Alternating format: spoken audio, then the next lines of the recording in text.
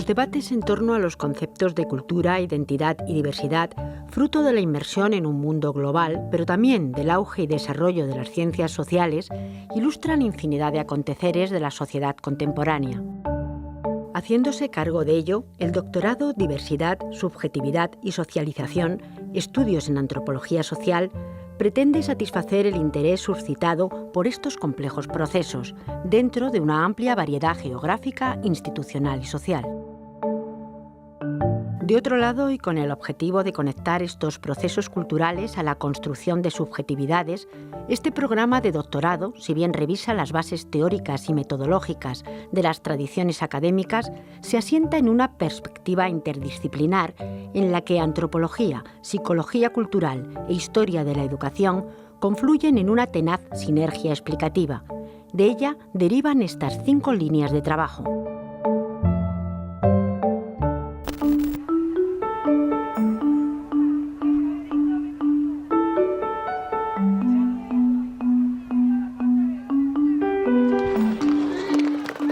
El afán de algunas poblaciones por preservar elementos tangibles o intangibles de su patrimonio cultural ha conducido a diversas formas de institucionalización, entre ellas los derechos culturales. Esta línea de investigación aborda el análisis de los discursos y experiencias que mueven a las personas a resignificar y preservar elementos y acontecimientos de su pasado histórico.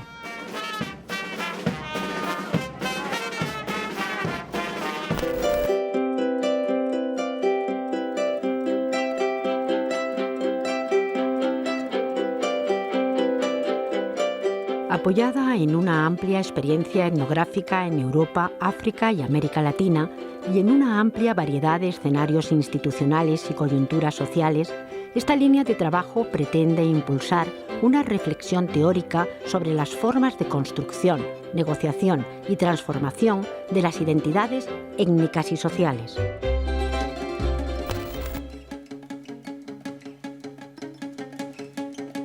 La historia de la educación ha experimentado un creciente desarrollo en las últimas décadas, con nuevas orientaciones hacia enfoques teóricos etnográficos, culturales y hermenéuticos. La definición de 2 categorías de análisis, la de educación y la de cultura escolar, ha permitido precisar la genealogía de los procesos formativos y de sociabilidad que están en la base de nuestra identidad narrativa.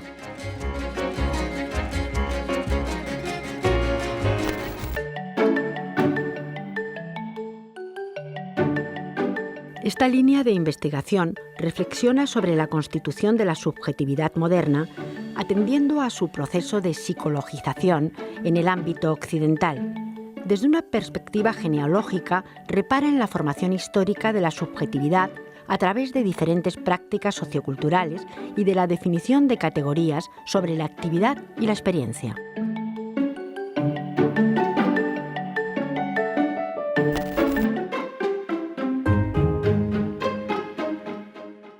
El análisis de prácticas emergentes en grandes metrópolis, como la transformación de las formas de familia, parentesco, vínculos interpersonales y el abordaje de los flujos migratorios desde perspectivas transnacionales, ha permitido a este campo de estudio aproximarse a una definición cada vez más empírica de los procesos culturales e identitarios del mundo contemporáneo. Los avances llevados a cabo en esta línea de investigación, la agudeza de sus premisas de estudio, de su investigación de campo y de algunas de sus primeras conclusiones, nos ha sugerido un acercamiento más exhaustivo a las 3 sublíneas de especialización: familias tardías, maternidad y procesos de filiación y afiliación, y procesos de transnacionalización y de adopción internacional.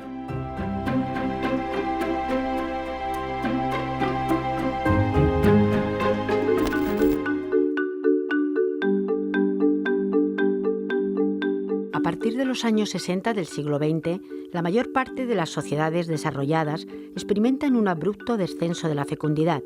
marcando una tendencia hacia el crecimiento vegetativo nulo. En España, el retraso en la concepción del primer hijo y, por tanto, en la conformación de la familia, ha ido marcando una distancia cada vez mayor con respecto a sus vecinos europeos, por 2 razones.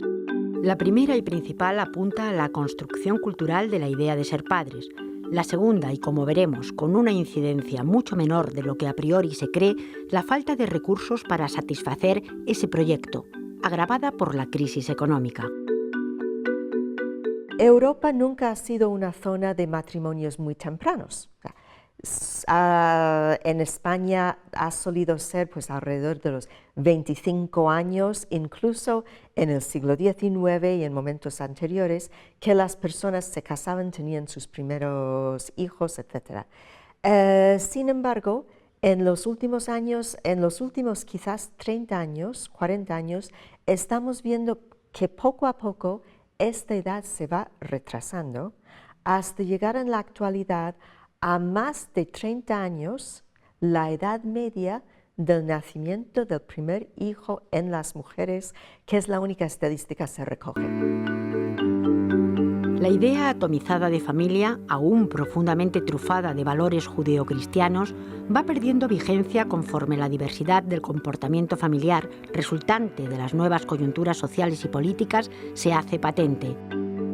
Instituida como elemento de análisis, un nuevo concepto de familia, las familias tardías y un nuevo discurso de la maternidad van encontrando su lugar, no solo en el ámbito académico, sino también en el imaginario social, atenuando el alcance de la construcción histórico-patriarcal de Occidente. Nuestra definición de familias tardías es la familia que se forma a partir de los 35 años de los progenitores, o sea, madre y padre tienen 35 años o más y tienen el primer hijo. Y nos interesa esto porque este retraso en la formación de la familia lleva a muchos otros cambios que se pueden ver en las relaciones familiares, en cómo las personas se cuidan las unas a las otras y cómo los niños se crían y todas esas relaciones que entendemos como una de las cosas principales de lo que es ser familia. Estos cambios en el curso de vida, determinados por diversos factores, muchos de ellos variables, chocan sin embargo con otros inamovibles como la edad reproductiva de las mujeres. Si bien a primera vista una de las causas más obvias y directas del retraso de la maternidad es la crisis económica, ha habido en el pasado y en la actualidad muchos países donde esta misma coyuntura no ha tenido como consecuencia un retraso en la formación de la familia. El curso de vida en España en general es bastante rígido. Se considera que hay que hacer una serie de cosas en orden antes de estar en condiciones, por decirlo así, de formar familia. Primero hay que terminar de estudiar. Hay muchas personas que consideran imprescindible una formación universitaria. Y luego está la búsqueda de un trabajo. Claro, hoy en día es muy difícil consolidar un puesto de trabajo. Y como se considera que la consolidación del puesto de trabajo, que permite después adquirir una vivienda, es imprescindible casi para formar una familia, pues vamos esperando y esperando y esperando más para alcanzar todo esto para tener el primer hijo.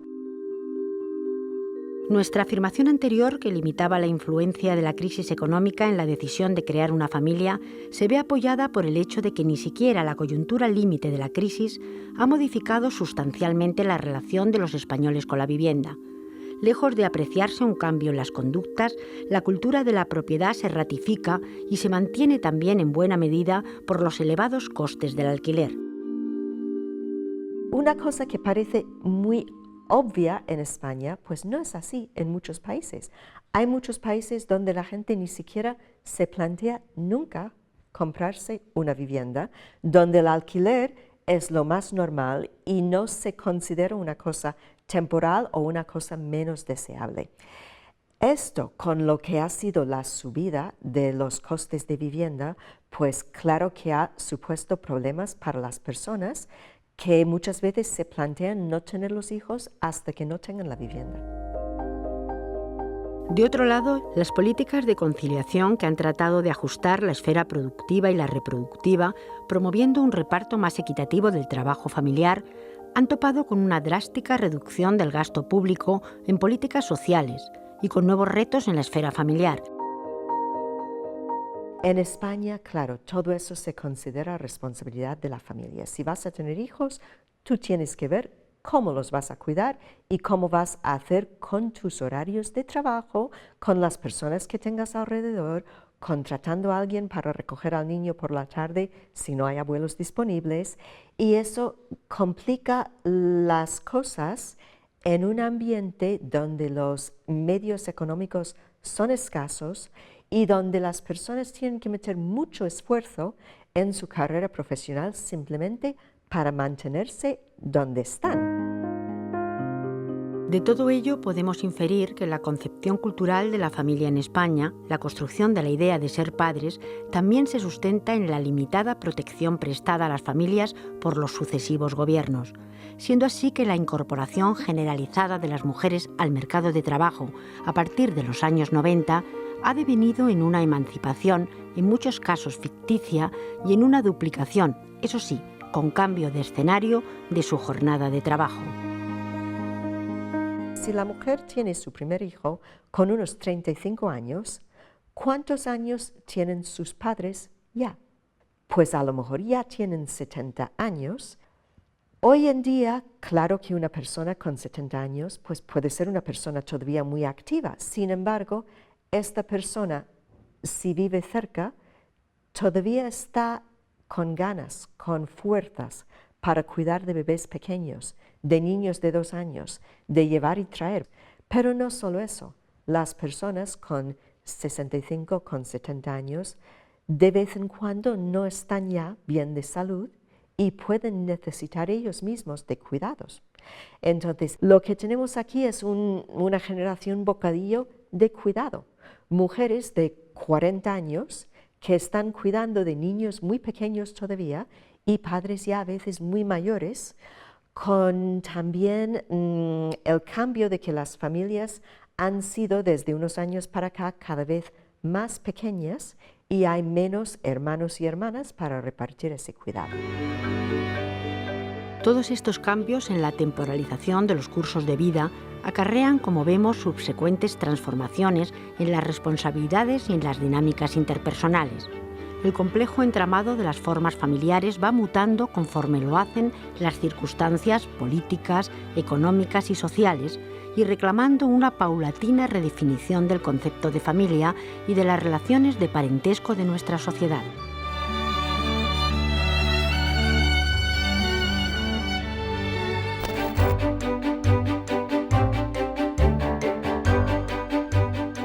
Desde fines de los años 70 del siglo XX, las reivindicaciones del movimiento feminista han favorecido un incuestionable avance en el reconocimiento de la igualdad jurídica entre hombres y mujeres.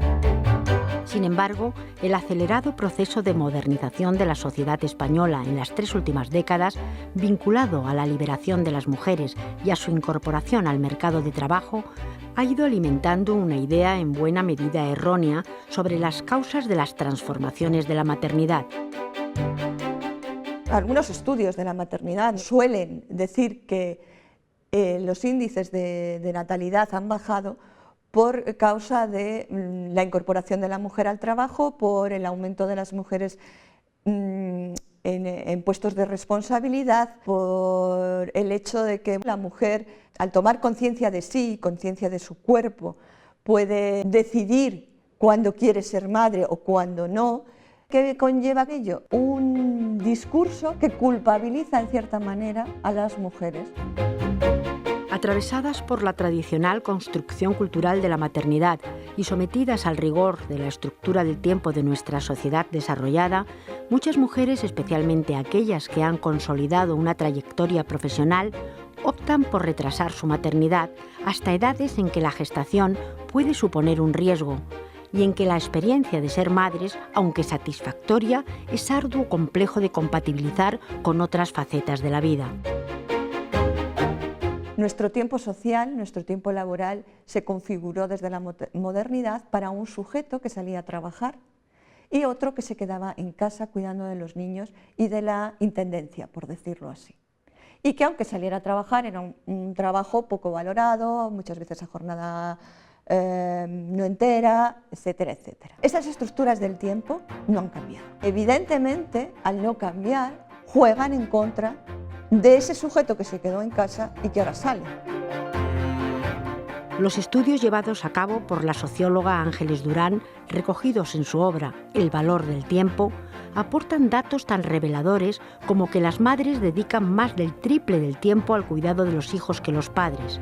En este sentido, concluye que el tiempo es un factor multitentacular que desvela los mecanismos sociales de distribución de las cargas colectivas y que, por tanto, debe ser pensado y solventado de forma colectiva, esto es, políticamente. La inflexibilidad, por ejemplo, de los programas de doctorado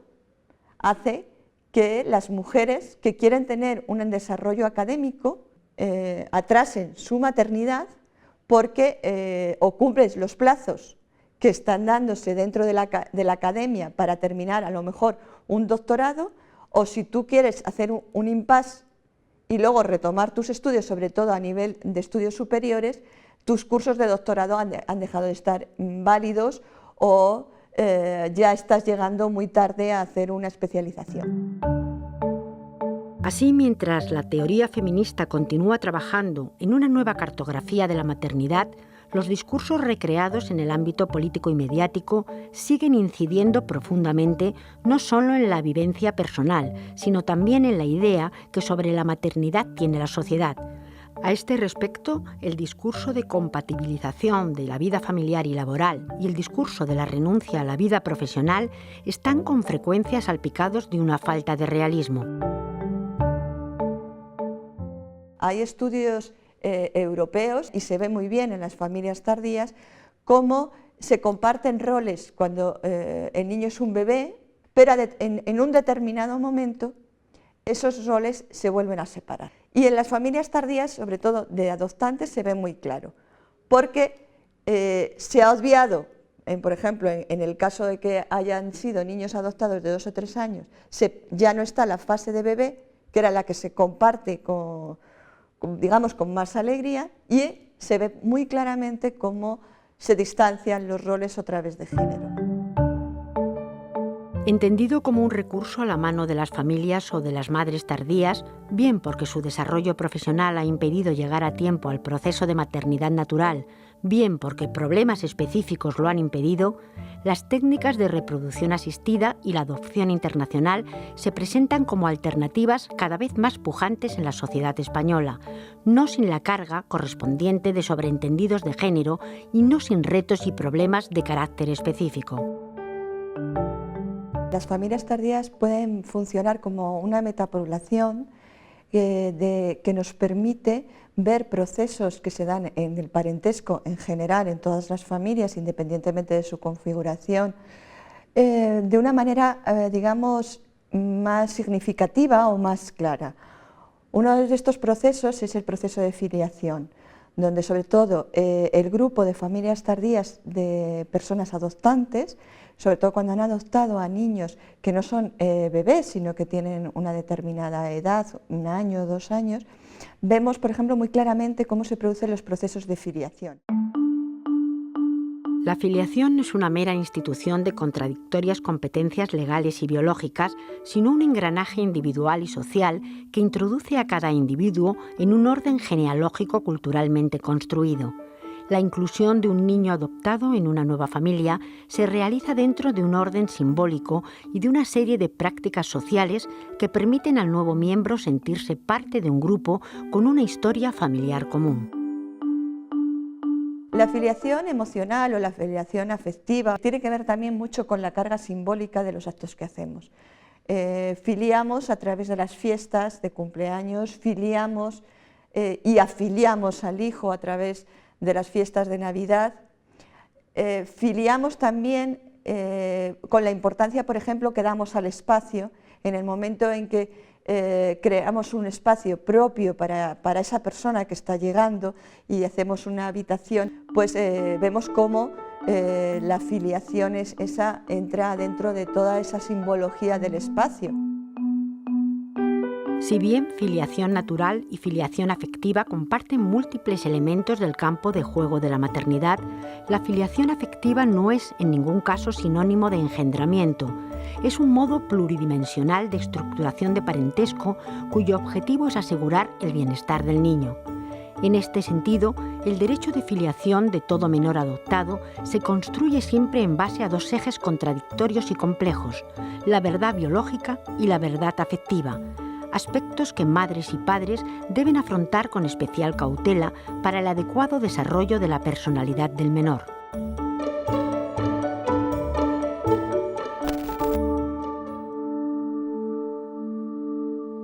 La globalización y los diversos tipos de migraciones a ella asociados son al mismo tiempo causa y consecuencia del aumento de las desigualdades entre los llamados países del norte y los llamados países del sur.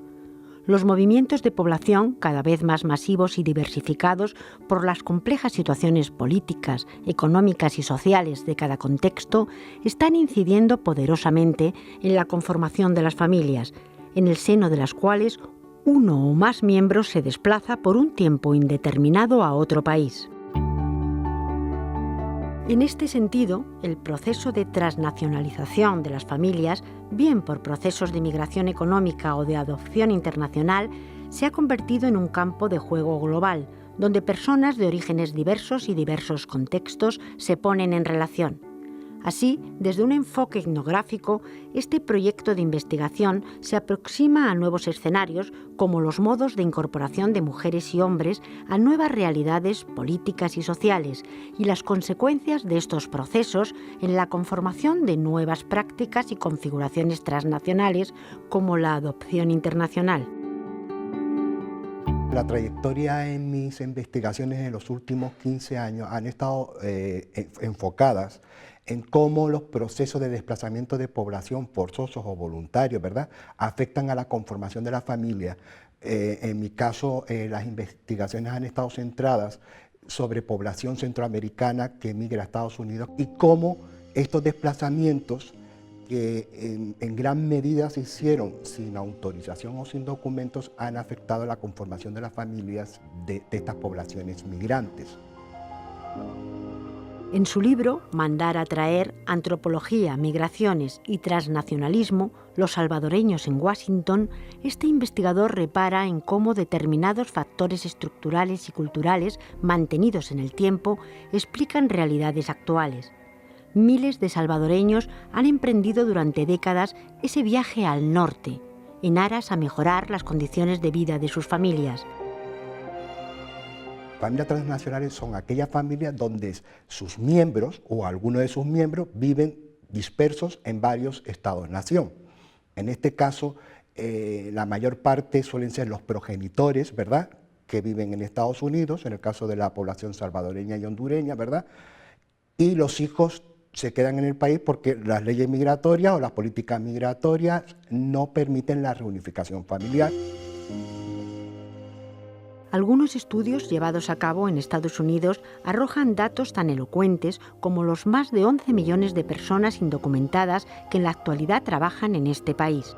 Es decir, 11 millones de inmigrantes vinculados con otros tantos millones de familias y desempeñando trabajos que de una u otra forma permiten la reproducción de las mismas en sus países de origen. En estas conformaciones, ¿verdad?, de la familia transnacional ha adquirido un papel fundamental las migraciones de mujeres que migran a los países postindustrializados del norte de América o de Europa, ¿verdad?, siendo madres, y que se ven obligadas a vivir separadas de sus hijos, pues en el caso de mi investigación, entre 15 incluso 20 años, ¿no?, con lo cual han perdido la infancia de sus hijos. Mientras tanto, es una familia transnacional porque la reproducción de la familia, es decir, el mantenimiento de la familia, depende de la persona que está trabajando en el país receptor. En este caso puede ser Estados Unidos, en el caso de mis investigaciones, pero en España también se dan casos de familias transnacionales y en este caso sería maternidad transnacional. Con frecuencia, estas precarias condiciones de vida mantenidas en el tiempo tienen como consecuencia el aumento en la entrega de niños a las autoridades para la adopción internacional. En el otro lado, pero sin obviar la relación con estas dinámicas globales y como consecuencia de las condiciones estructurales que se dan en países receptores como España, la prolongación de los cursos de vida y el retardo en la maternidad hacen que cada vez sean más las familias, en sus diversas tipologías, que acuden a la adopción internacional. Hay mujeres que han estado inmersas en procesos, ¿verdad?, de reproducción asistida que han terminado nulos y han tenido que, y generalmente como última alternativa, como última opción, se plantea la adopción internacional. ¿Por qué? Porque los procesos son muy largos y porque en estos procesos no solamente afectan las políticas que con respecto a la adopción tiene España, sino las políticas que con respecto a la adopción tienen los países emisores. Al hilo del debate sobre la diversificación de la familia en España, cabe destacar también que son cada vez más las mujeres en solitario, esto es, las familias monoparentales formadas por mujeres, madres tardías, las que solicitan procesos de adopción internacional. En estos contextos de globalización, ¿verdad?, por ejemplo, las familias homoparentales, fundamentalmente aquellas formadas por varones, puesto que la adopción internacional está cerrada, ya que casi todos los países emisores prohíben la adopción por parte de parejas homosexuales, ¿verdad? Muchos de nuestros informantes, por ejemplo, no quieren pasar por procesos de ocultamiento, con lo cual la única opción que les queda a las familias homoparentales formadas con varones en España, la subrogación. Falta en este sentido también en España una compleja labor de urdimbre legislativa que tome en consideración las legislaciones extranjeras con las que se ha de lidiar en cada caso. Un esfuerzo que permita reordenar las incongruencias que a día de hoy siguen suscitándose en muchos procesos de adopción y causando sufrimiento, frustración y un elevado coste institucional y personal. La subrogación, más coloquialmente conocida como vientre de alquiler, es un buen ejemplo de laguna legislativa en la que caen la mayoría de las familias homoparentales que acuden a este recurso. En este aspecto me gustaría concluir cómo los hijos adoptados internacionalmente en otros países, ¿verdad?, por familias españolas, homoparentales, monoparentales o heteroparentales, ¿verdad?, están siendo protagonistas, ¿verdad?, de la diversidad social y cultural que está viviendo nuestro país como consecuencia de la migración que comenzó de manera significativa hace 2 décadas, ¿verdad?, y a la vez son los actuales protagonistas, estos niños que han venido de otros países, ¿verdad?, de la diversificación de la familia en España. La defensa de los derechos de la infancia a través del desarrollo de convenciones, códigos y legislaciones de alcance nacional e internacional, como la Convención de La Haya, ha previsto el principio de adopciones abiertas, que garantiza la preservación de las culturas de origen de los niños adoptados, favoreciendo de esta forma la conformación de modelos multiculturales de familias. En este sentido, y considerando que la edad avanzada de los padres adoptantes suele estar vinculada a perfiles sociodemográficos con niveles económicos y educativos medio altos, es bastante común el esfuerzo que estos hacen por la valoración y preservación de los vínculos socioculturales de sus hijos. De ahí que podamos inferir en la mayoría de los casos el éxito de la transnacionalización como un nuevo proyecto familiar.